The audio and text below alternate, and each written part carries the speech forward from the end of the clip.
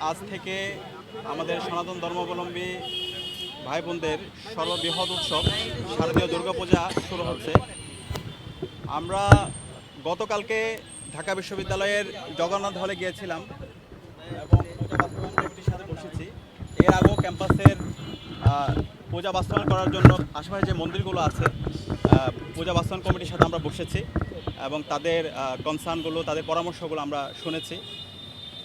আমাদের জায়গা থেকে আমরা বিশ্ববিদ্যালয় প্রশাসনকে বলেছি পূজা বাস্তবায়ন করার জন্য এবং পূজার সামগ্রিক নিরাপত্তা আয়োজন করার জন্য আমাদের যা যা করা দরকার সব কিছু করতে হবে। সে জায়গায় ডাকসুর জায়গা থেকে আমরা বিশ্ববিদ্যালয় প্রশাসনের সাথে দফায় দফায় বসেছি এবং আজকে আমরা স্বরাষ্ট্র উপদেষ্টার সাথে আমরা বসেছি।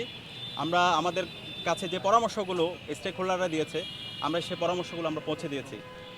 আপনারা জানেন আমাদের বাংলাদেশ, আমাদের এই ভূখণ্ড সাম্প্রদায়িক সম্প্রীতির অনন্য নজির আমরা স্থাপন করেছি। আমাদের এই সাম্প্রদায়িক সম্প্রীতির হাজার বছরের ইতিহাস আছে। এই সাম্প্রদায়িক সম্প্রীতি সারা বিশ্বের বুকে আমরা নজির স্থাপন করেছি। তো বিগত সময়ে এই সাম্প্রদায়িক সম্প্রীতিকে বিনষ্ট করার জন্য এখানে বিভিন্ন পক্ষ চেষ্টা করেছে, কিন্তু জুলাই বিপ্লবের মাধ্যমে সেই ষড়যন্ত্রকারী চক্রান্তকারীরা আজকে দেশ থেকে পালিয়েছে।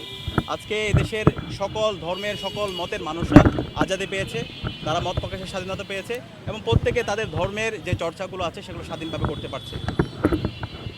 আমাদের এইবারের যে পূজা, সেই পূজায় যেন সবাই স্বাধীনভাবে সুন্দরভাবে ধর্মীয় আমাদের যে উদযাপন আছে সেটা যেন সুন্দরভাবে করতে পারে, সে জায়গা থেকে আমরা আমাদের পরামর্শগুলো স্বরাষ্ট্র উপদেষ্টাকে জানিয়েছি। বিশেষ করে নিরাপত্তার বিষয়গুলো আমরা শুধুমাত্র ঢাকা বিশ্ববিদ্যালয়, একই সাথে বাংলাদেশের যত প্রতিষ্ঠান আছে, যতগুলো বিশ্ববিদ্যালয় আছে, কলেজ আছে, স্কুল আছে এবং একই সাথে আমাদের সারা দেশের যত পূজা মণ্ডপ আছে সব জায়গায় যেন নিরাপত্তা নিশ্চয় করা হয় এবং পর্যাপ্ত আইনশৃঙ্খলা বাহিনীর যেন মোতায়েন করা হয়, একই সাথে সিসিটিভি যেন রাখা হয়। এই বিষয়গুলো আমরা কনসার্নগুলো জানিয়েছি এবং বিগত সময়ে এই পূজা মণ্ডপ ভাঙ্গা, প্রতিমা ভাঙ্গার সাথে যারা জড়িত ছিল তাদেরকে যেন আইডেন্টিফাই করা হয় এবং তাদেরকে যেন দৃষ্টান্তমূলক বিচারের আওতায় নিয়ে আসা হয়, সে কনসার্নটা জানিয়েছি।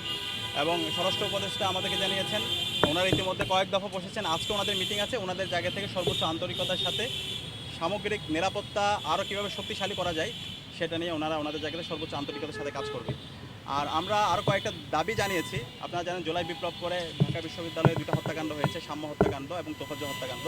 তো তোফাজ্জল হত্যাকাণ্ডের আমরা এটার বিচার অগ্রগতি থাকলেও সাম্য হত্যাকাণ্ডের সামগ্রিক বিচার আমরা অগ্রগতি দেখতে পাচ্ছি না। এটার সাথে কারা জড়িত সেই রিপোর্টগুলো আমরা এখনও পাইনি।